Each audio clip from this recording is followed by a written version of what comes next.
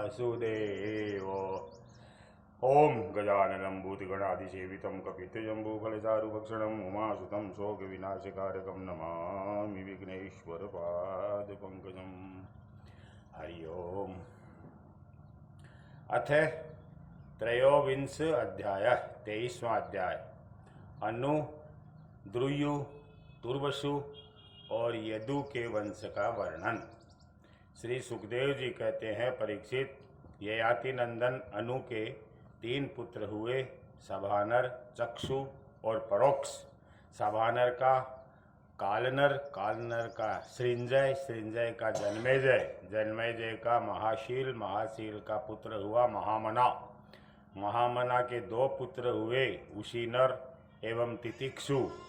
उशीनर के 4 पुत्र थे, शिबी, वन, समी और दक्ष। शिबी के 4 पुत्र हुए, वृषादर्भ, सुवीर, मद्र और केकेय। उशीनर के भाई तितिक्षु के रुद्ररथ रुषद्रथ और रुषद्रथ के हेम, हेम के सुतपा और सुतपा के बलि नामक पुत्र हुआ।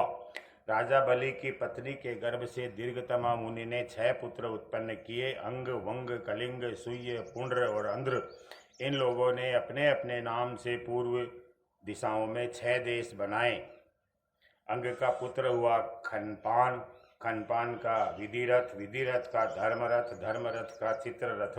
यह चित्ररथ ही रोमपाद के नाम से प्रसिद्ध था। इसके मित्र थे अयोध्याधिपति महाराज दशरथ। रोमपाद का कोई संतान नहीं हुई, इसलिए दशरथ ने इन्हें अपनी शांता नाम की कन्या गोद दे दी। शांता का विवाह ऋष्यशृंग मुनि से हुआ। ऋष्यशृंग विभांडक ऋषि के द्वारा रोहिणी के गर्भ से उत्पन्न हुए थे। एक बार राजा रोमपाद के राज्य में बहुत दिनों तक वर्षा नहीं हुई। तब गणिकाएं अपने नृत्य, संगीत, वाद्य, हाव भाव, आलिंगन और विविध उपहारों से मोहित करके ऋष्यशृंग को वहां ले आई। उनके आते ही वर्षा हो गई। उन्होंने ही इंद्र देवता का यज्ञ कराया। तब संतानहीन राजा रोमपाद को भी पुत्र हुआ और दशरथहीन दशरथ ने भी उन्हें पुत्रहीन दशरथ ने भी उन्हीं के प्रयत्न से 4 पुत्र प्राप्त किए। रोमपाद का पुत्र हुआ चतुरंग और चतुरंग का पृथुलाक्ष। पृथुलाक्ष के बृहद्रथ, बृहत्कर्मा और बृहद्भानु 3 पुत्र हुए। बृहद्रथ का पुत्र हुआ बृहन्मना और बृहन्मना का जयद्रथ। जयद्रथ की पत्नी का नाम था संभूति। इसके गर्भ से विजय का जन्म हुआ। विजय का धृति, धृति का धृतव्रत, धृतव्रत का सत्कर्मा और सत्कर्मा का पुत्र था अधिरथ। अधिरथ को कोई संतान नहीं थी। किसी दिन गंगा तट पर क्रीड़ा कर रहा था कि देखा एक पिटारी में एक नन्हा सा शिशु बहा चला आ रहा है। वह कर्ण था, बालक, जिसे कुंती ने कन्यावस्था में उत्पन्न होने के कारण उस प्रकार बहा दिया था। अधिरथ ने उसी को अपना पुत्र बना लिया। परीक्षित, राजा कर्ण के पुत्र का नाम था वृषसेन। ययाति के पुत्र द्रुयु से बभ्रु का जन्म हुआ। बभ्रु का सेतु, सेतु का आरब्ध, आरब्ध का गांधार, गांधार का धर्म, धर्म का धृत, धृत का दुर्मना, दुर्मना का पुत्र प्रचेता हुआ। प्रचेता के 100 पुत्र हुए। ये उत्तर दिशा में म्लेच्छों के राजा हुए। ययाति के पुत्र तुर्वसु का वन्नी, वन्नी का भर्ग, भर्ग का भानुमान, भानुमान का त्रिभानु, त्रिभानु का उदार बुद्धि, करंदम और करंदम का पुत्र हुआ मरुत। मरुत संतानहीन था, इसलिए उसने पुरुवंशी दुष्यंत को अपना पुत्र बनाकर रखा। परंतु दुष्यंत राज्य की कामना से अपने ही वंश में लौट आए। परीक्षित, अब मैं राजा ययाति के बड़े पुत्र यदु के वंश का वर्णन करता हूँ। परीक्षित, महाराज यदु का वंश परम पवित्र और मनुष्यों के समस्त पापों को नष्ट करने वाला है। जो मनुष्य इसका श्रवण करेगा वह समस्त पापों से मुक्त हो जाएगा। इस वंश में स्वयं भगवान परब्रह्म श्री कृष्ण ने मनुष्य के रूप में अवतार लिया था। यदु के 4 पुत्र थे, सहस्रजित, क्रोष्टा, नल और रिपु। सहस्रजित से शतजित का जन्म हुआ। शतजित के 3 पुत्र थे, महाहय, वेणुहय और हय हय। हय हय का धर्म, धर्म का नेत्र, नेत्र का कुंती, कुंती का सोहनजी, सोहनजी का महिष्मान और महिष्मान का पुत्र हुआ भद्रसेन। भद्रसेन के 2 पुत्र थे, दुर्मद और धनक। धनक के 4 पुत्र हुए, कृतवीर्य, कृताग्नि, कृतवर्मा, कृतवर्मा का कृतौजा। कृतवीर्य का पुत्र अर्जुन था। वह 7 द्वीप का एक छत्र सम्राट था। उसने भगवान के अंशावतार श्री दत्तात्रेय जी से योग विद्या और अणिमा, लघिमा आदि बड़ी बड़ी सिद्धियां प्राप्त की थी। इसमें संदेह नहीं कि संसार का कोई भी सम्राट यज्ञ, दान, तपस्या, योग, शास्त्र ज्ञान, पराक्रम और विजय आदि गुणों में कृतवीर्य अर्जुन की बराबरी नहीं कर सकेगा। सहस्त्रबाहु अर्जुन 85,000 वर्ष तक 6 इंद्रियों से अक्षय विषयों का भोग करता रहा। इस बीच में न तो उसके शरीर का बल ही क्षीण हुआ और न तो कभी उसने यही स्मरण किया कि मेरे धन का नाश हो जाएगा।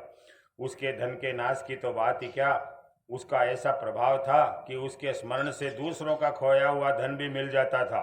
उसके हजारों पुत्रों में से केवल 5 ही जीवित रहे। से सब परशुराम जी की क्रोधाग्नि में भस्म हो गए। बचे हुए पुत्रों के नाम थे जयध्वज, सूरसेन, वृषभ, मधु और उर्जित। जयध्वज के पुत्र का नाम था तालजंग। तालजंग के 100 पुत्र हुए। वे तालजंग नामक क्षत्रिय कहलाए। महर्षि औरव की शक्ति से राजा सगर ने उनका संहार कर डाला।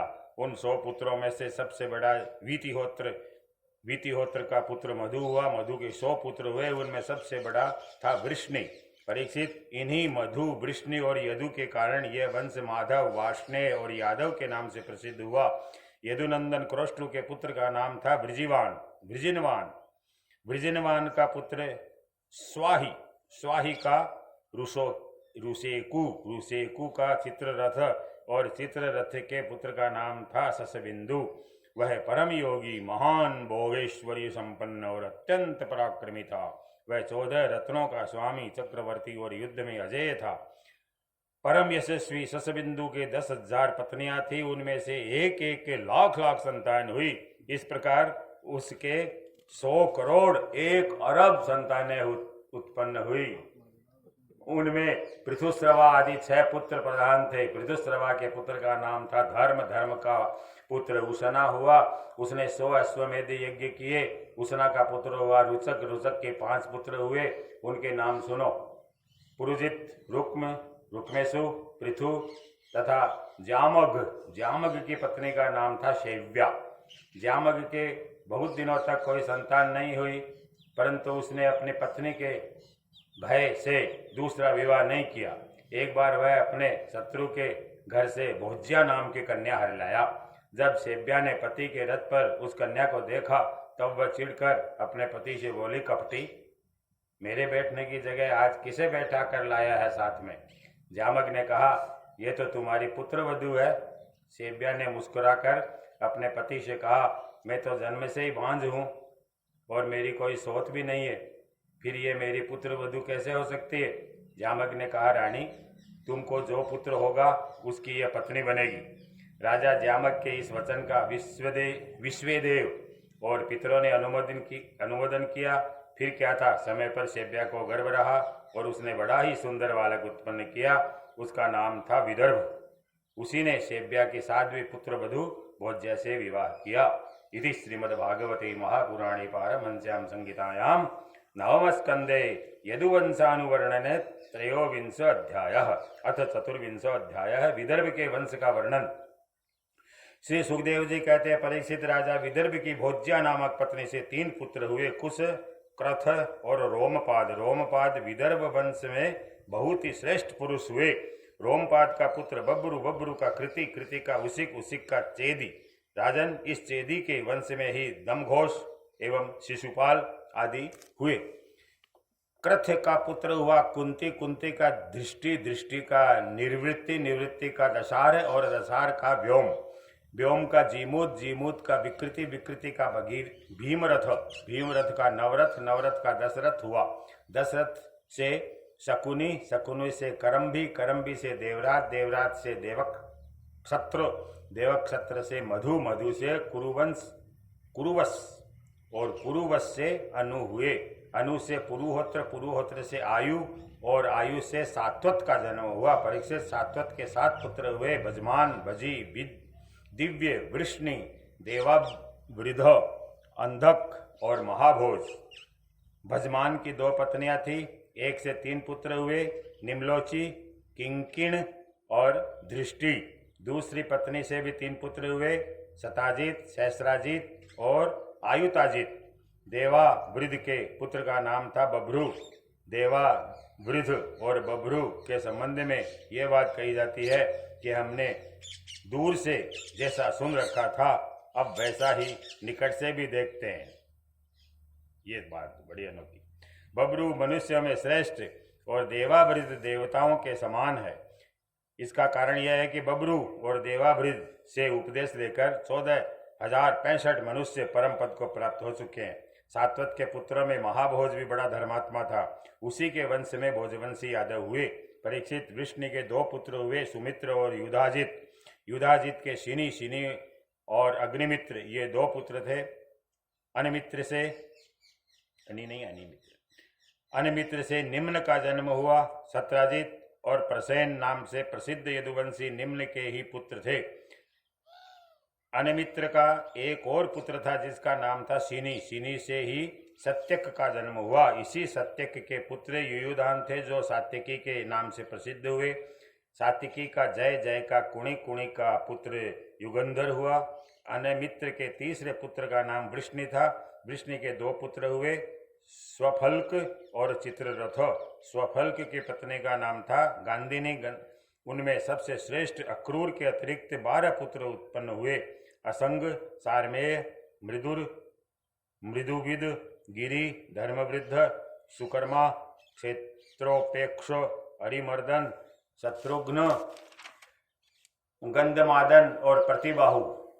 इनके एक बहन भी थी जिसका नाम था सुचिरा। अक्रूर के 2 पुत्र थे, देववान और उपदेव।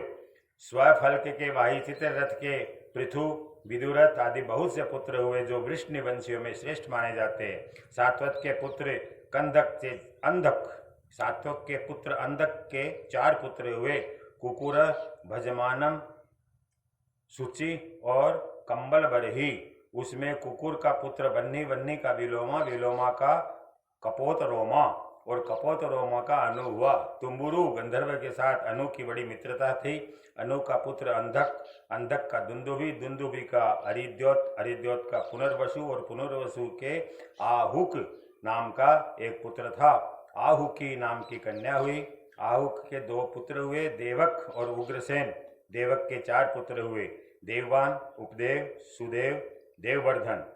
इनकी 7 बहनें भी थी, धृत देवा, शांति देवा, उपदेवा, श्रीदेवा, देवरक्षिता, सहदेवा और देवकी। वसुदेव जी ने इन सब के साथ विवाह किया था। उग्रसेन के 9 लड़के थे, कंस, सुनामा, नग्रोध, कंक, शंकु, सुहु, राष्ट्रपाल, सृष्टि और तुष्टिमान। उग्रसेन के 5 कन्याएं भी थी, कंसा, कंसवती, कंका, सुरभु और राष्ट्रपालिका। इनका विवाह देवभाग आदि वसुदेव जी के छोटे भाइयों से हुआ था। चित्ररथ के पुत्र विदुरथ से सूर, सूर से भजमान, भजमान से शिनी, शिनी से स्वयंभोज और स्वयंभोज से ऋधिक हुए।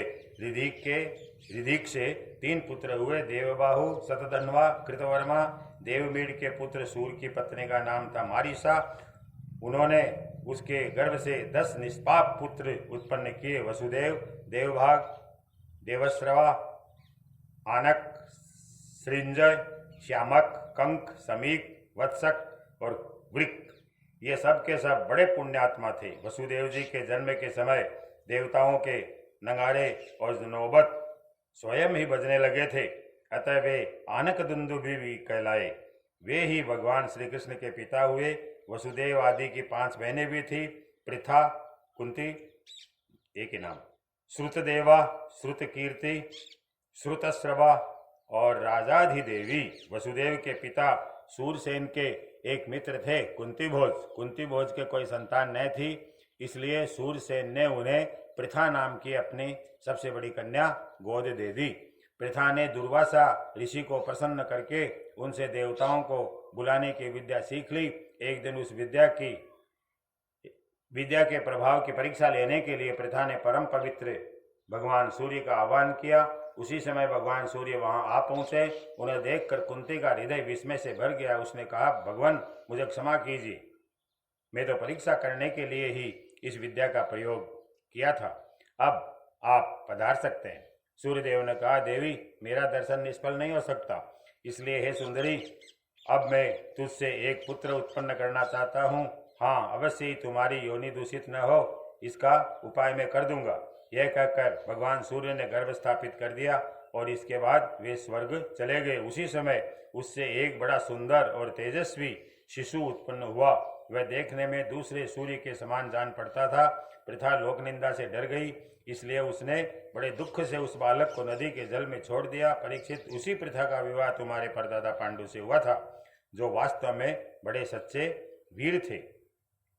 परीक्षित, प्रथा की छोटी बहन श्रुतदेवा का विवाह कुरुष देश के अधिपति वृद्ध शर्मा से हुआ था। उसके गर्भ से दंतवक्त्र का जन्म हुआ। यह वही दंतवक्त्र है जो पूर्व जन्म में सनकादि ऋषियों के शाप से हिरण्याक्ष हुआ था।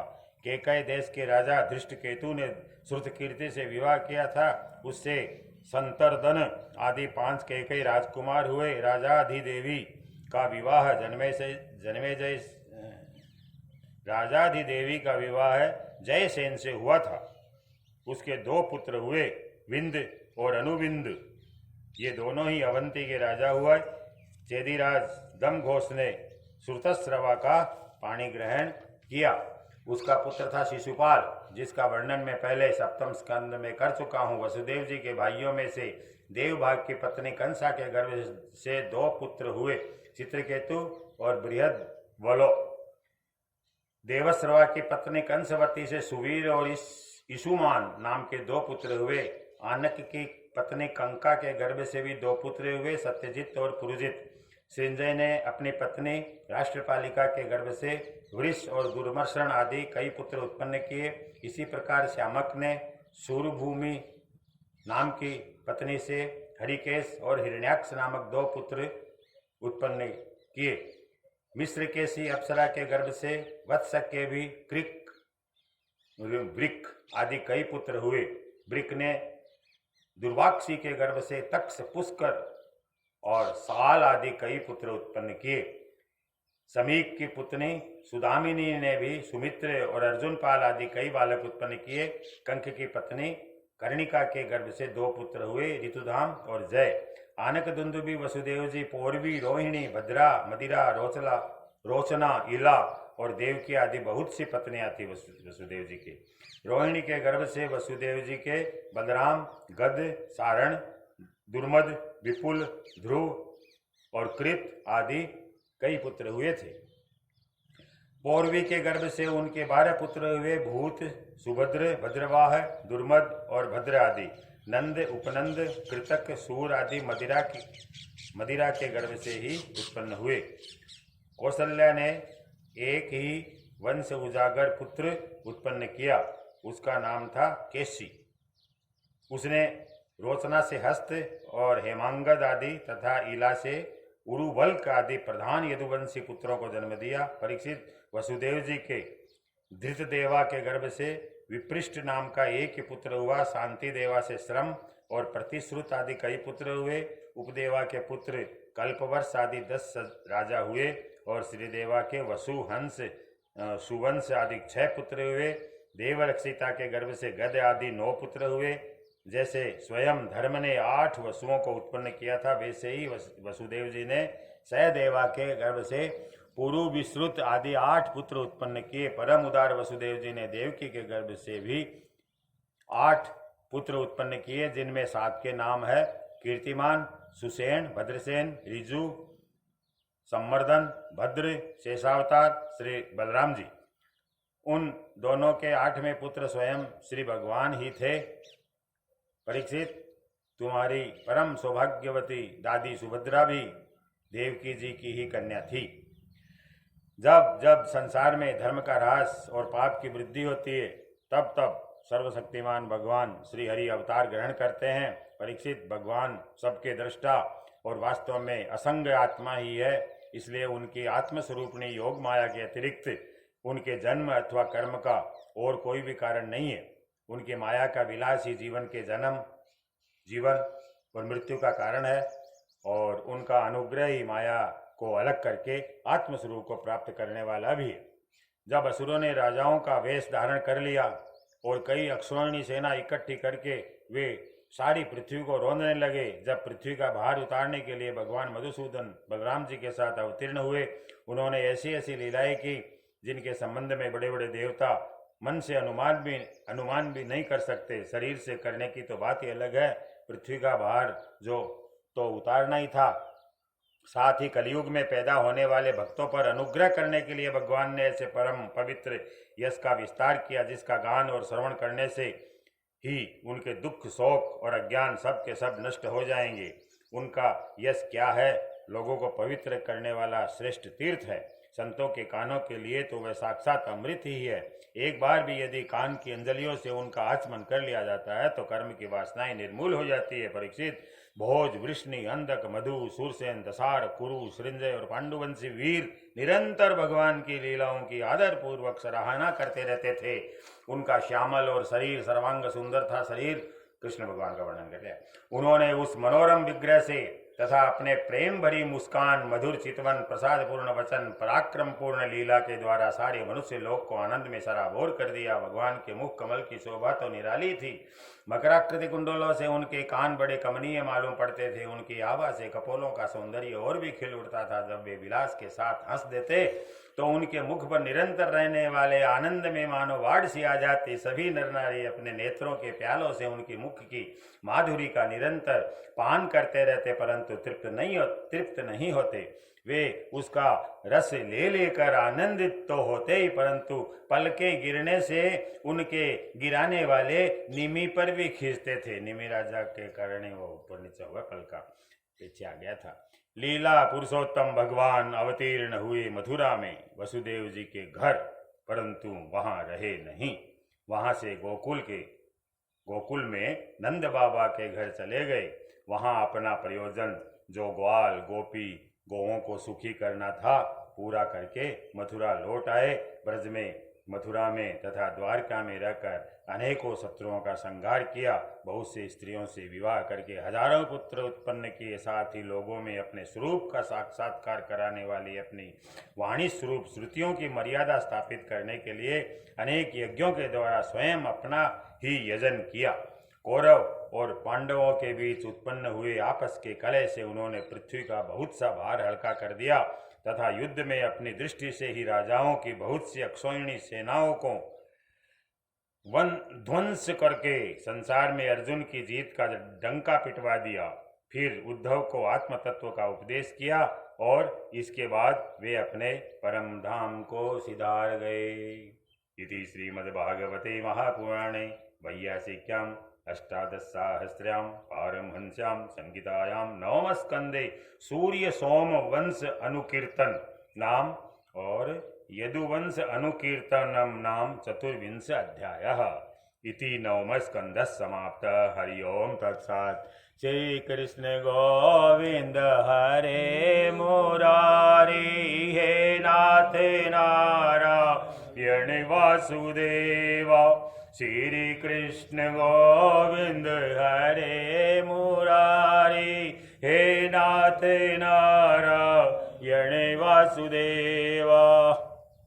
ओम नमो भगवते वासुदेवाय। श्रीमद्भागवत महापुराणम दशम स्कंद पूर्वार्ध अथ प्रथमोध्याय। भगवान के द्वारा पृथ्वी को आश्वासन, वसुदेव देवकी का विवाह और कंस के द्वारा देवकी के 6 पुत्रों की हत्या। राजा परीक्षित ने पूछा, भगवान आपने चंद्रवंश और सूर्यवंश के विस्तार तथा दोनों वंशों के राजाओं का अत्यंत अद्भुत चरित्र वर्णन किया। भगवान के परम प्रेमी मुनीश्वर आपने, सुखदेव जी महाराज के देखो कत्ते बड़ा विशेषण लगाया। परीक्षित भगवान के परम प्रेमी मुनिवर परीक्षित महाराज नहीं, हाँ परीक्षित, हाँ सुखदेव जी महाराज का विशेषण है। आपने स्वभाव से ही धर्म प्रेमी यदुवंश का भी विशद वर्णन किया। अब कृपा करके उसी वंश में अपने अंश श्री बलराम जी के साथ अवतीर्ण हुए भगवान श्री कृष्ण के परम पवित्र चरित्र भी हमें सुनाइए। भगवान श्री कृष्ण समस्त प्राणियों के जीवनदाता एवं सर्वात्मा है। उन्होंने यदुवंश में अवतार लेकर जो जो लीलाएं की उनका विस्तार से हम लोगों को श्रवण कराइए। जिनकी तृष्णा की प्यास सर्वदा के लिए बुझ चुकी है, वे जीवन मुक्त महापुरुष जिसका पूर्ण प्रेम से अतृप्त कर रह कर गान किया करते हैं, मुमुक्षु जनों के लिए जो भगवान रामबाण औषध है तथा विषयी लोगों के लिए भी उनके कान और मन को परम आह्लाद देने वाला है, भगवान श्री कृष्ण चंद्र के ऐसे सुंदर सुखद रसीले गुणानुवाद से पशुघाती अथवा आत्मघाती मनुष्य के अतिरिक्त और ऐसा कौन है जो विमुख हो जाए? वही विमुख होते हैं, आत्मघाती पशुघाती, उससे प्रीति न करे। श्री कृष्ण तो मेरे कुलदेव भी ही है। अतः कुरुक्षेत्र में महाभारत युद्ध हो रहा था और देवताओं को भी जीत लेने वाले भीष्म पितामह आदि अतिरथियों में से मेरे दादा पांडवों का युद्ध हो रहा था। उस समय कौरवों की सेना उनके लिए अपार समुद्र के समान थी, जिसमें भीष्म आदि वीर बड़े बड़े मत्स्यों को भी निगल जाने वाले तिमिंगल मत्स्यों की भांति भय उत्पन्न कर रहे थे, परंतु मेरे स्वयं धन्य पितामह अर्जुन का नाम है ये, भगवान श्री कृष्ण के चरण कमलों की नौका का आश्रय लेकर उस समुद्र को अनायास ही पार कर गए। ठीक वैसे ही जैसे कोई मार्ग में चलता हुआ स्वभाव से ही बछड़े के खुर का गड्ढा पार कर जाता है। महाराज, मेरा यह शरीर जो आपके सामने है तथा जो कौरव और पांडव दोनों ही वंशों का एकमात्र सहारा था, अश्वत्थामा के ब्रह्मास्त्र से जल चुका था। उस समय मेरी माता जब भगवान की शरण में गई, तब उन्होंने हाथ में चक्र लेकर मेरी माता के गर्भ में प्रवेश किया और मेरी रक्षा की। केवल मेरी बात नहीं, वे समस्त शरीरधारियों के भीतर आत्मा रूप से रहकर अमृतत्व का दान करते रहते हैं। जो सांस लेते हैं वो अमृत तत्व है, और बाहर काल रूप से रहकर मृत्यु का आह्वान करते रहते हैं। मनुष्य के रूप में प्रतीत होना ये तो उनकी एक लीला है। आप उन्हीं की ऐश्वर्य और माधुर्य से परिपूर्ण लीलाओं का वर्णन कीजिए। भगवान, आपने अभी बतलाया था कि बलराम जी रोहिणी के पुत्र थे, इसके बाद देवकी के पुत्रों में भी आपने उनकी गणना कर दी। दूसरा शरीर धारण किए बिना दो माताओं का पुत्र होना कैसे संभव है? असुरों को मुक्ति देने वाले और भक्तों को प्रेम वितरण करने वाले भगवान श्री कृष्ण अपने वात्सल्य स्नेह से भरे हुए पिता का घर छोड़कर ब्रज में क्यों चले गए? यदुवंश शिरोमणि भक्तवत्सल प्रभु ने नंद आदि गोप बंधुओं के साथ कहाँ कहाँ निवास किया? ब्रह्मा और शंकर का भी शासन करने वाले प्रभु ने ब्रज में तथा मधुपुरी में रहकर कौन कौन सी लीलाएं की? और महाराज, उन्होंने अपने माँ के भाई मामा कंस को अपने हाथों क्यों मार डाला? वह मामा होने के कारण उनके द्वारा मारे जाने योग्य नहीं था। मनुष्याकार सच्चिदानंद विग्रह प्रकट करके द्वारिका में यदुवंशियों के साथ उन्होंने कितने वर्षों तक निवास किया? और सर्वशक्तिमान प्रभु की पत्नियां कितनी थी? मुने, मैंने श्री कृष्ण की जितनी लीलाएं पूछी है और जो नहीं पूछी है, वे सब आप मुझे विस्तार से सुनाइए, क्योंकि आप सब कुछ जानते हैं और मैं बड़ी श्रद्धा के साथ उन्हें सुनना चाहता हूँ। भगवान, अन्न की तो बात ही क्या, मैंने जल का भी परित्याग कर दिया है, फिर भी वह असह्य भूख प्यास मुझे तनिक भी नहीं सता रही है। ब्रैकेट में दिए है, जिसके कारण मैंने मुनि के गले में मृत सर्प डालने का अन्याय किया था, क्योंकि मैं आपके मुख कमल से झरती हुई भगवान की सुधामयी लीला कथा का पान कर रहा हूँ, इसलिए प्यास भी नहीं लगती। सूत जी कहते हैं, सौनक जी, भगवान के प्रेमियों में अग्रगण्य एवं सर्वज्ञ सुखदेव जी महाराज ने परीक्षित का ऐसा समीचीन प्रश्न सुनकर उनका अभिनंदन किया और भगवान श्री कृष्ण की उन लीलाओं का वर्णन आरंभ किया जो समस्त कलिमलों को सदा के लिए धो डालती है। श्री सुखदेव जी ने कहा, भगवान के लीला रस के रसिक राजर से परीक्षित, तुमने जो कुछ निश्चय किया है वह बहुत ही सुंदर और आदरणीय है, क्योंकि सबके हृदय आराध्य श्री कृष्ण लीला कथा श्रवण करने में श्री कृष्ण की लीला कथा श्रवण करने में तुम्हें सहज एवं सुदृढ़ प्रीति प्राप्त हो गई है। भगवान श्री कृष्ण की कथा के संबंध में प्रश्न करने से ही वक्ता, प्रश्नकर्ता और श्रोता तीनों ही पवित्र हो जाते हैं, जैसे गंगा जी का जल या भगवान शालग्राम का चरणामृत सभी को पवित्र कर देता है। परीक्षित, उस समय लाखों दैत्यों के दल ने घमंडी राजाओं का रूप धारण करके अपने भारी भार से पृथ्वी को आक्रांत कर रखा था, उससे त्राण पाने के लिए वह ब्रह्मा जी के शरण में गई। पृथ्वी ने उस समय गौ का रूप धारण कर रखा था। उसके नेत्रों से आंसू बह बहकर मुंह पर आ रहे थे। उसका मन तो खिन्न था ही, शरीर भी बहुत कृष्ण हो गया था। बहुत बड़े करुण स्वर से रंभा रही थी। ब्रह्मा जी के पास जाकर उसने उन्हें अपनी पूरी कष्ट कहानी सुनाई। ब्रह्मा जी ने बड़ी सहानुभूति के साथ उनकी दुख गाथा सुनी।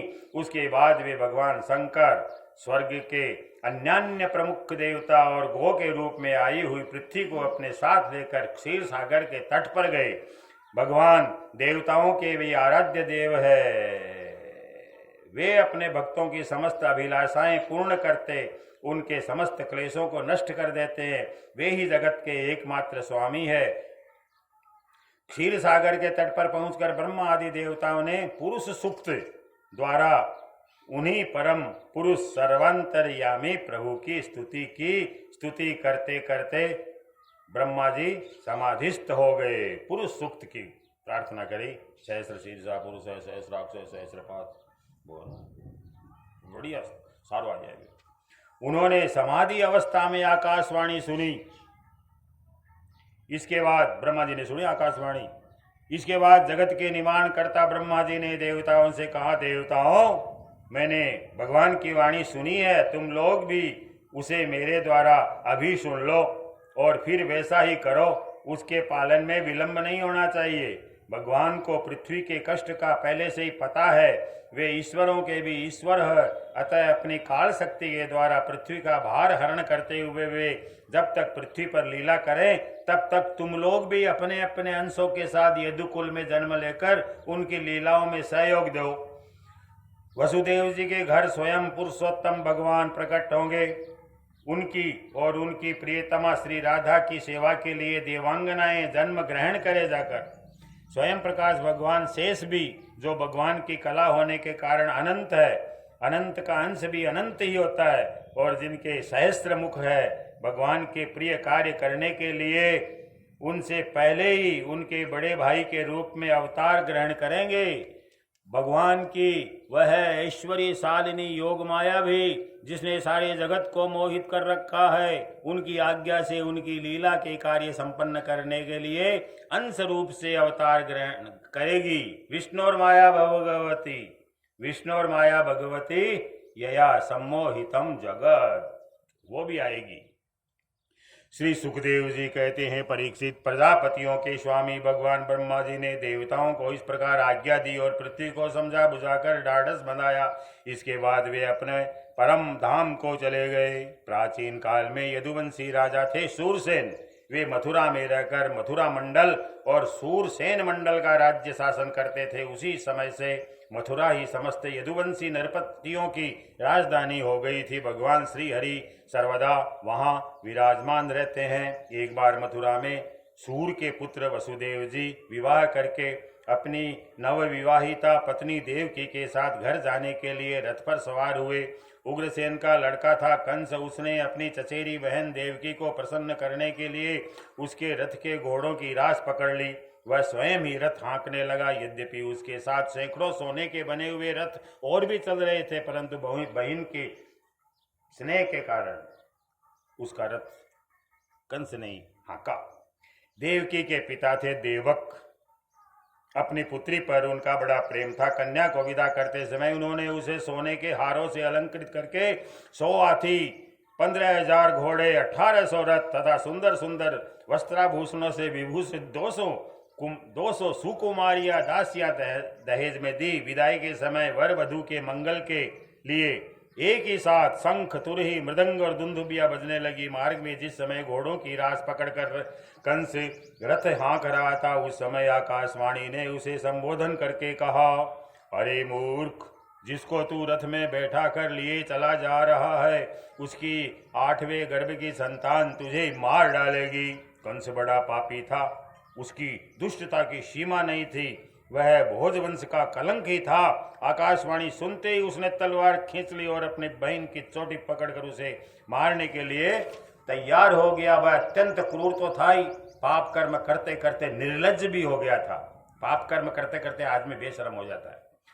उसका ये काम देखकर महात्मा वसुदेव जी उसको शांत करते हुए बोले। वसुदेव जी ने कहा, राजकुमार, आप भोज वंश के होनहार वंशधर और अपने कुल की कीर्ति बढ़ाने वाले हैं। बड़े बड़े शूरवीर आपके गुणों की सराहना करते हैं। इधर यह एक तो स्त्री, दूसरे आपकी बहन और तीसरे ये विवाह का शुभ अवसर। ऐसी स्थिति में आप इसे कैसे मार सकते हैं? वीरवर, जो जन्म लेते हैं उनके शरीर के साथ ही मृत्यु भी उत्पन्न हो जाती है। आज हो या 100 वर्ष के बाद जो प्राणी है उसकी मृत्यु होगी ही। जब शरीर का अंत हो जाता है तब जीव अपने कर्म के अनुसार दूसरे शरीर को ग्रहण करके अपने पहले शरीर को छोड़ देता है। उसे विवश होकर ऐसा करना पड़ता है। जैसे चलते समय मनुष्य एक पैर जमाकर ही दूसरा पैर उठाता है और जैसे जोंक किसी अगले तिनके को पकड़ लेती है तब पहले के पकड़े हुए तिनके को छोड़ती है, वैसे ही जीव भी अपने कर्म के अनुसार किसी शरीर को प्राप्त करने के बाद ही इस शरीर को छोड़ता है। जैसे कोई पुरुष जागृत अवस्था में राजा के ऐश्वर्य को देखकर और इंद्रादि के ऐश्वर्य को सुनकर उसकी अभिलाषा करने लगता है स्वप्न में, और उसका चिंतन करते करते उन्हीं बातों में घुल मिलकर एक हो जाता है तथा स्वप्न में अनेकों राजा इंद्र के रूप में अनुभव करने लगता है। साथ ही अपने दरिद्रावस्था के शरीर को भूल जाता है। कभी कभी तो जागृत अवस्था में ही मन उन बातों का चिंतन करते करते तन्मय हो जाता है और उसे स्थूल शरीर की सुधि नहीं रहती है। वैसे ही जीव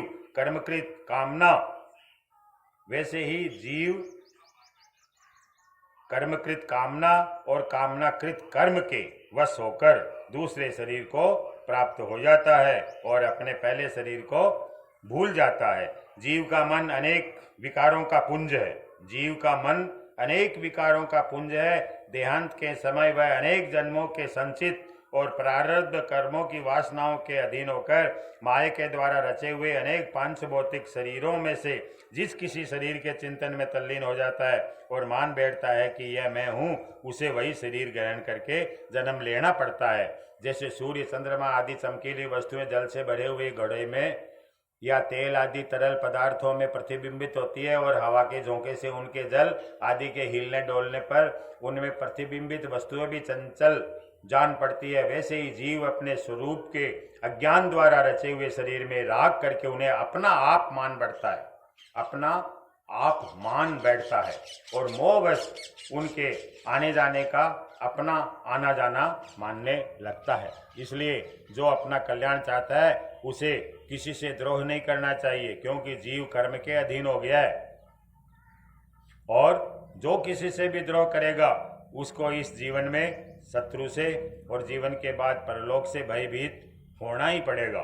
कंस, ये आपकी छोटी बहन अभी बच्ची और बहुत दीन है, ये तो आपकी कन्या के समान है। इस पर अभी अभी इसका विवाह हुआ है, विवाह के मंगल चिन्ह भी इसके शरीर से नहीं उतरे हैं। ऐसी दशा में आप जैसे दीनवत्सल पुरुष को इस बेचारी का वध करना उचित नहीं है। सुखदेव जी कहते हैं, परीक्षित, इस प्रकार वसुदेव जी ने प्रशंसा आदि साम नीति और भय आदि भेद नीति से कंस को बहुत समझाया, परंतु वह क्रूर तो राक्षसों का अनुयायी हो रहा था, इसलिए उसने अपने घोर संकल्प को नहीं छोड़ा।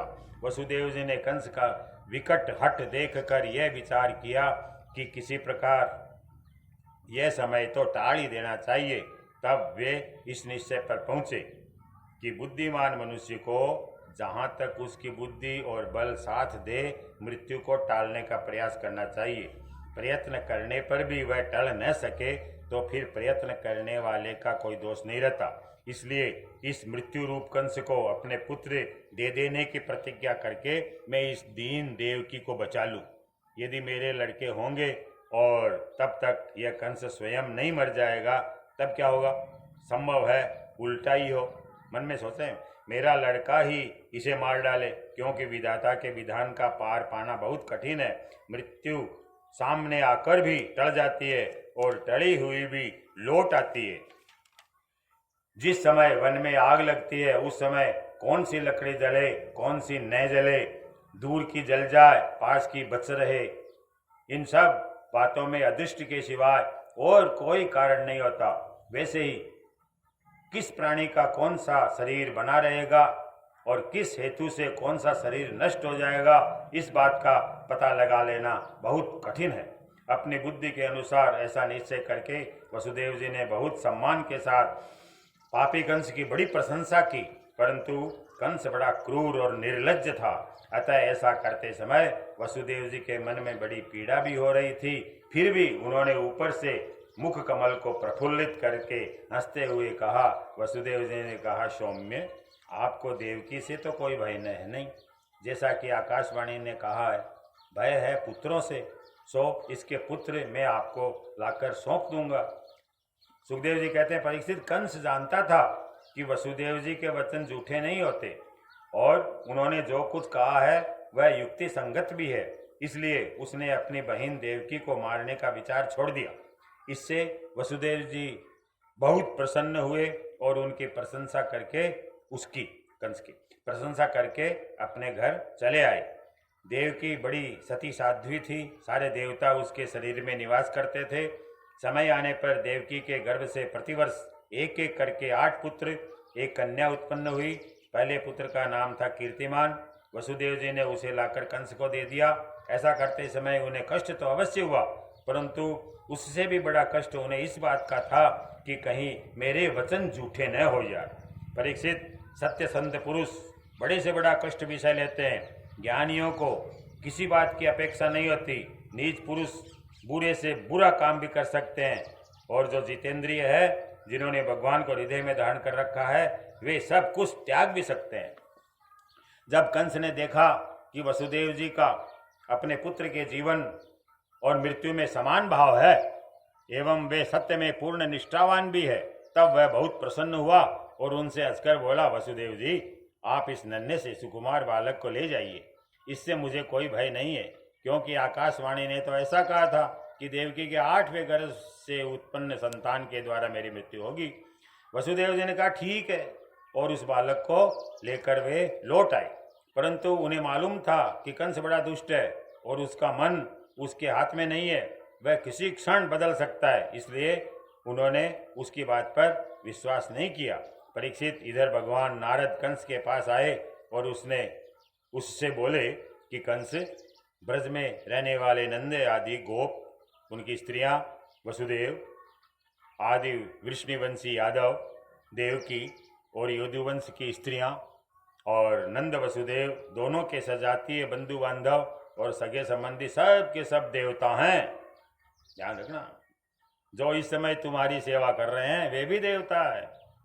उन्होंने यह भी बतला दिया कि दैत्यों के कारण पृथ्वी का भार बढ़ गया है, इसलिए देवताओं की ओर से अब उनके वध की तैयारी की जा रही है। जब देवर्षि नारद इतना कहकर चले गए, तब कंस को यह निश्चय हो गया कि यदुवंशी देवता है। देवकी के गर्भ से विष्णु भगवान ही मुझे मारने के लिए पैदा होने वाले हैं, इसलिए उसने देवकी और वसुदेव को हथकड़ी बेड़ी से जकड़कर कैद में डाल दिया और उन दोनों से जो जो पुत्र होते गए उन्हें वह मारता गया। उसे हर बार यह शंका बनी रहती थी कि कहीं विष्णु ही उस बालक के रूप में न आ जाए। परीक्षित, पृथ्वी में यह बात प्राय देखी जाती है कि अपने प्राणों का ही पोषण करने वाले लोभी राजा अपने स्वार्थ के लिए माता पिता भाई बंधु अपने अत्यंत हितैषी इष्ट मित्रों की भी हत्या कर डालते हैं, जैसे आजकल हो रहा है राजनीति में। कंस जानता था कि मैं पहले कालनेमी असुर था और विष्णु ने मुझे मार डाला था, इससे उसने यदुवंशियों से घोर विरोध ठान लिया। कंस बड़ा बलवान था, उसने यदु, भोज और अंधक वंश के अधिनायक अपने पिता उग्रसेन को कैद कर लिया और सूरसेन देश का राज्य वह स्वयं करने लग गया। इति श्रीमद्भागवते महापुराणे पारमहंस्यां संहितायां दशमस्कंधे पूर्वार्धे श्री कृष्ण अवतार उपक्रम नाम प्रथमाध्याय है। भूमिका वंद्य भगवान के अवतार की। भगवान का गर्भ प्रवेश द्वितीय अध्याय है। भगवान का गर्भ प्रवेश और देवताओं के द्वारा गर्भस्तुति। श्री सुखदेव जी कहते हैं, परीक्षित, कंस एक तो स्वयं बड़ा बली था और दूसरे मगध नरेश जरासंध की उसे बहुत बड़ी सहायता प्राप्त थी। तीसरे उसके साथी थे प्रलंबासुर, बकासुर, चाणूर, तृणावर्त, अघासुर, मुष्टिक, अरिष्टासुर, द्विविद, पूतना, केसी, धेनुक तथा बाणासुर और भौमासुर, बड़ा भयंकर आदि बहुत से दैत्य राजा उसके सहायक थे। इनको साथ लेकर वह यदुवंशियों को नष्ट करने लग गया। आक्रमण होते वे लोग भयभीत होकर कुरु, पंचाल, केकय, साल्व, विदर्भ, निषद, विदेह, कौशल आदि देशों में जा बसे। कुछ लोग ऊपर से उसके मन के अनुसार काम करते हुए उसकी सेवा में लगे रहे। जब कंस ने एक एक करके देवकी के 6 बालक मार डाले, तब देवकी के 7वें गर्भ में भगवान के अंश स्वरूप श्री शेष जी, जिन्हें अनंत भी कहते हैं, पधारे। आनंद स्वरूप शेष जी के गर्भ में आने के कारण देवकी को स्वाभाविक ही हर्ष हुआ, परंतु कंस शायद इसे भी मार डाले, इस भय से उनका शोक भी बढ़ गया। विश्वात्मा भगवान ने देखा कि मुझे ही अपना स्वामी और सर्वस्व मानने वाले यदुवंशी कंस के द्वारा बहुत ही सताए जा रहे हैं। तब उन्होंने अपनी योग माया को यह आदेश दिया कि देवी कल्याणी, तुम ब्रज में जाओ। वह प्रदेश ग्वालों और गौओं से सुशोभित है। वहाँ नंद बाबा के गोकुल में वसुदेव की पत्नी रोहिणी निवास करती है। उनकी और भी पत्नियां कंस से डरकर गुप्त स्थान में रह रही है। इस समय मेरा वह अंश, जिसे शेष कहते हैं, देवकी के उदर में गर्भ रूप से स्थित है, उसे वहां से निकालकर तुम रोहिणी के पेट में रख दो। कल्याणी, अब मैं अपने समस्त ज्ञान, बल आदि अंशों के साथ देवकी का पुत्र बनूंगा और तुम नंद बाबा की पत्नी यशोदा के गर्भ से जन्म लेना। तुम लोगों को मुंह मांगे वरदान देने में समर्थ होगी। योगमाया ने कह दिया भगवान, मनुष्य तुम्हें अपनी समस्त अभिलाषाओं को पूर्ण करने वाली जानकर धूप, दीप, नैवेद्य एवं अन्य प्रकार की सामग्रियों से तुम्हारी पूजा करेंगे। पृथ्वी में लोग तुम्हारे लिए बहुत से स्थान बनाएंगे और दुर्गा, भद्रकाली, विजया, वैष्णवी, कुमुदा, चंडिका, कृष्णा, माधवी, कन्या, माया, नारायणी, ईशानी, शारदा, अंबिका आदि बहुत से नामों से पुकारेंगे। योगमाया देवी तेरे को देवकी के गर्भ में से खींचे जाने के कारण शेष जी को लोग संसार में संकर्षण कहेंगे, लेकिन लोकरंजन करने के कारण राम भी कहेंगे और बलवानों में श्रेष्ठ होने के कारण बलभद्र भी कहेंगे। जो भगवान ने इस प्रकार आदेश दिया, तब योग माया ने जो आज्ञा ऐसा कहकर उनकी बात शिरोधार्य कर ली और उनकी परिक्रमा करके वे पृथ्वी लोक में चली आई तथा भगवान ने जैसा कहा था वैसा ही किया। जब योग माया ने देवकी का गर्भ ले जाकर रोहिणी के उदर में रख दिया, तब पूर्वासी बड़े दुख के साथ आपस में कहने लगे, हाय बेचारी, देवकी का यह गर्भ तो नष्ट ही हो गया। भगवान भक्तों को अभय करने वाले हैं, वे सर्वत्र सब रूप में, उन्हें कहीं आना जाना नहीं है। इसलिए वे वसुदेव जी के मन में अपनी समस्त कलाओं के साथ प्रकट हो गए। उसमें विद्यमान रहने पर भी अपने को अव्यक्त से व्यक्त कर दिया। अव्यक्त भगवान व्यक्त कर दिया। भगवान की ज्योति को धारण करने के कारण वसुदेव जी सूर्य के समान तेजस्वी हो गए। उन्हें देखकर लोगों की आंखें चौंधी आ जाती। कोई भी अपने बल, वाणी और प्रभाव से उन्हें दबा नहीं सकता था। भगवान के उस ज्योतिर्मय अंश को, जो जगत का परम मंगल करने वाला है, वसुदेव जी के द्वारा आधान किए जाने पर देवी देवकी ने ग्रहण किया। जैसे पूर्व दिशा चंद्रमा को धारण करती है, वैसे ही शुद्ध सत्व से संपन्न देवी देवकी ने विशुद्ध मन से सर्वात्मा एवं आत्मस्वरूप भगवान को धारण किया। भगवान सारे जगत के निवास स्थान है, देवकी उनका भी निवास स्थान बन गई। परंतु घड़े आदि के भीतर बंद किए हुए दीपक का और अपनी विद्या दूसरों को न देने वाले ज्ञानखल की श्रेष्ठ विद्या का प्रकाश जैसे चारों ओर नहीं फैलता, वैसे ही कंस के कारागार में बंद देवकी की भी उतनी ही शोभा नहीं हुई। देवकी के गर्भ में भगवान विराजमान हो गए। उसके मुख पर पवित्र मुस्कान थी और उसके शरीर की कांति से बंदी गृह जगमगाने लगा। जब कंस ने उसे देखा तब वह मन ही मन कहने लगा, अब की बार मेरे प्राणों के ग्राहक विष्णु ने इसके गर्भ में प्रवेश अवश्य किया है, क्योंकि इसके पहले देवकी कभी ऐसी नहीं थी। लख गया भगत। अब इस विषय में शीघ्र से शीघ्र मुझे क्या करना चाहिए? देवकी को मारना तो ठीक नहीं होगा, क्योंकि वीर पुरुष स्वार्थवश अपने पराक्रम को कलंकित नहीं करते। एक तो यह स्त्री है, दूसरे बहन, तीसरे गर्भवती है। इसको मारने से तो तत्काल ही मेरी कीर्ति, लक्ष्मी, आयु नष्ट हो जाएगी। वह मनुष्य तो जीवित रहने पर भी मरा हुआ ही है, जो अत्यंत क्रूरता का व्यवहार करता है। उसकी मृत्यु के बाद लोग उसे गाली देते हैं। इतना ही नहीं, वह देहाभिमानियों के योग्य घोर नरक में भी अवश्य जाता है। यद्यपि कंस देवकी को मार सकता था, किंतु स्वयं ही वह इस अत्यंत क्रूरता के विचार से निवृत्त हो गया। अब भगवान के प्रति दृढ़ वैर का भाव मन में गांठकर उनके जन्म की प्रतीक्षा करने लग गया।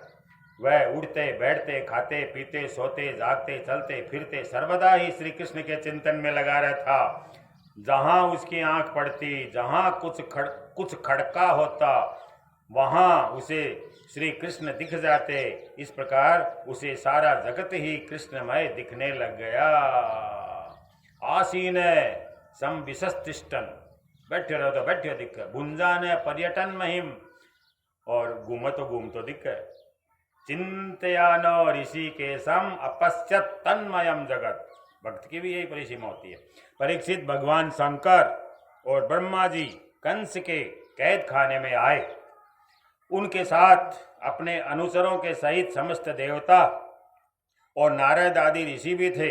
वे लोग सुमधुर वचनों से सबकी अभिलाषा पूर्ण करने वाले श्री हरि की इस प्रकार स्तुति करने लगे। प्रभो, आप सत्य संदह, सत्य संकल्प है, संद नहीं, आप सत्य संकल्प है। जो संकल्प कर देते हैं उसको सच्चा करते हैं।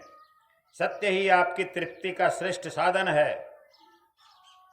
सृष्टि के पूर्व, प्रलय के पश्चात, संसार की स्थिति के समय, इन असत्य अवस्थाओं में भी आप ही सत्य है।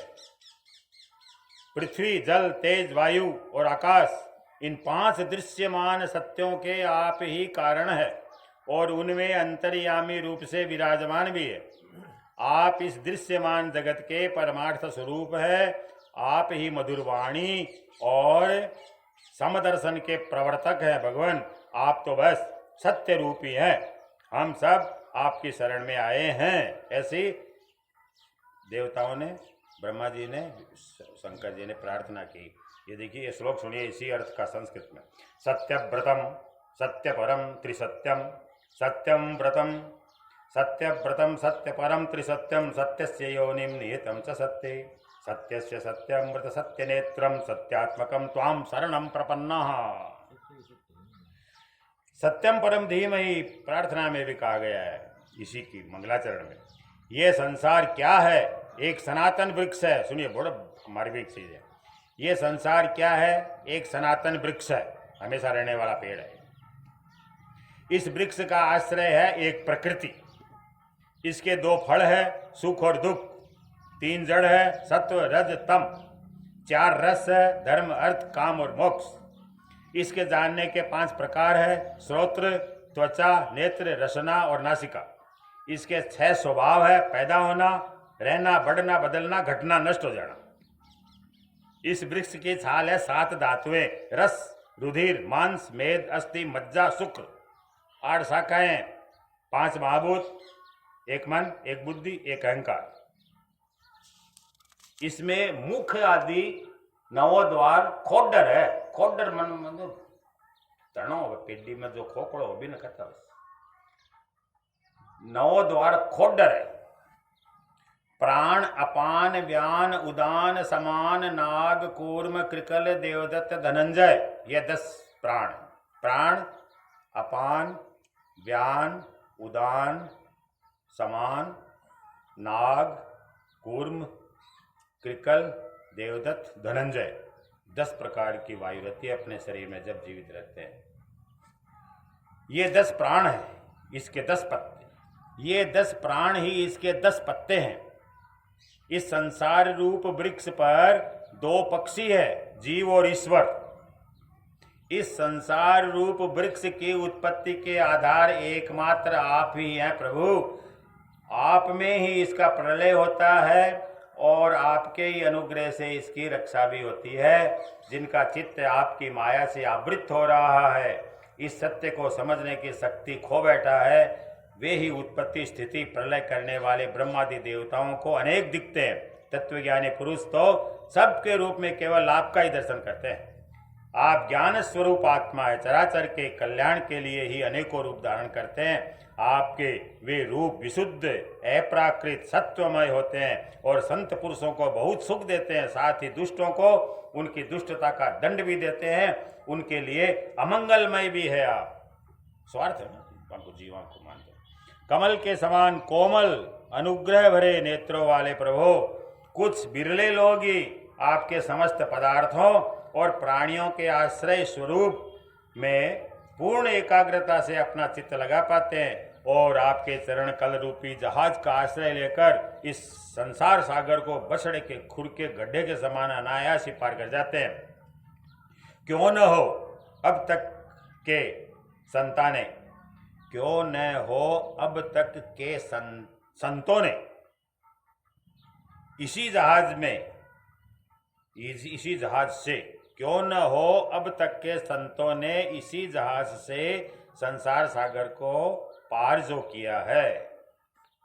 परम प्रकाश स्वरूप परमात्मन आपके भक्तजन सारे जगत के निष्कपट प्रेमी सच्चे हितैषी होते हैं। वे स्वयं तो इस भयंकर कष्ट से पार पाने योग्य संसार सागर को पार कर ही जाते हैं, परंतु औरों के कल्याण के लिए भी वे यहाँ आपके चरण कमलों की नौका स्थापित कर जाते हैं। वास्तव में सत्पुरुषों पर आपकी महान कृपा है, उनके लिए आप अनुग्रह स्वरूप ही है कमल नयन। जो लोग आपके चरण कमलों की शरण नहीं लेते तथा आपके प्रति भक्ति भाव से रहित होने के कारण जिनकी बुद्धि भी शुद्ध नहीं है, वे अपने को झूठ मूठ मुक्त मानते, वास्तव में तो वे बद्ध ही है।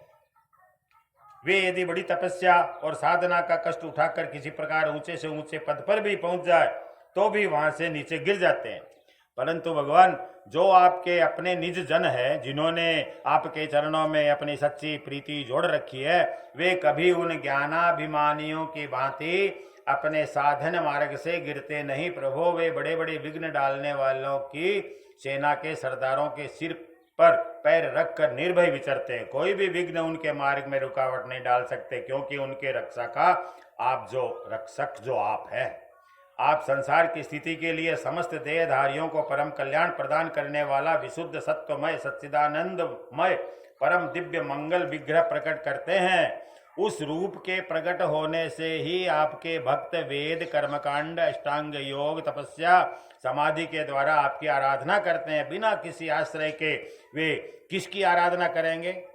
मूर्ति रूप है प्रभु। आप सबके विधाता है। यदि आपका यह विशुद्ध सत्वमय निज स्वरूप न हो तो अज्ञान और उसके द्वारा होने वाले भेदभाव को नष्ट करने वाला अपरोक्ष ज्ञान ही किसी को न हो। जगत में दिखने वाले तीनों गुण आपके हैं और आपके द्वारा ही प्रकाशित होते हैं, यह सत्य है। परंतु इन गुणों की प्रकाशक वृत्तियों से आपके स्वरूप का केवल अनुमान ही होता है, वास्तविक स्वरूप का साक्षात्कार नहीं होता। आपके स्वरूप का साक्षात्कार तो आपके इस विशुद्ध सत्वमय स्वरूप की सेवा करने पर आपकी कृपा से ही होता है। भगवान, मन और वेद वाणी के द्वारा केवल आपके स्वरूप का अनुमान मात्र होता है, क्योंकि आप उनके द्वारा दृश्य नहीं, उनके साक्षी हैं। इसलिए आपके गुण, जन्म और कर्म आदि के द्वारा आपके नाम और रूप का निरूपण नहीं किया जा सकता। फिर भी प्रभु, आपके भक्तजन उपासना आदि के क्रिया योग के द्वारा आपका साक्षात्कार तो करते ही है। जो पुरुष आपके मंगलमय नामों और रूपों का श्रवण कीर्तन स्मरण और ध्यान करता है और आपके चरण कमलों की सेवा में ही अपना चित्त लगाए रहता है, उसे फिर जन्म मृत्यु रूप संसार के चक्र में नहीं आना पड़ता। संपूर्ण दुखों के हरने वाले भगवान, आप सर्वेश्वर है। सब प्रार्थना कर रहे हैं देवता लोग, विष्णु शंकर जी रहे, ब्रह्मा। ये पृथ्वी तो आपका चरण कमल ही है। आपके अवतार से इसका भार दूर हो गया। धन्य है प्रभो, हमारे लिए यह बड़े सौभाग्य की बात है कि हम लोग आपके सुंदर सुंदर चिन्हों से युक्त चरण कमलों के द्वारा विभूषित पृथ्वी को देखेंगे और स्वर्ग लोक को भी आपकी कृपा से कृतार्थ देखेंगे। प्रभु आप अजन्मा है, यदि आपके जन्म के कारण के संबंध में हम कोई तर्क ना करें तो यही कह सकते हैं कि यह आपका एक लीला विनोद है। ऐसा कहने का कारण यह है कि आप तो द्वैत के लेस से रहित सर्वाधिष्ठान स्वरूप है।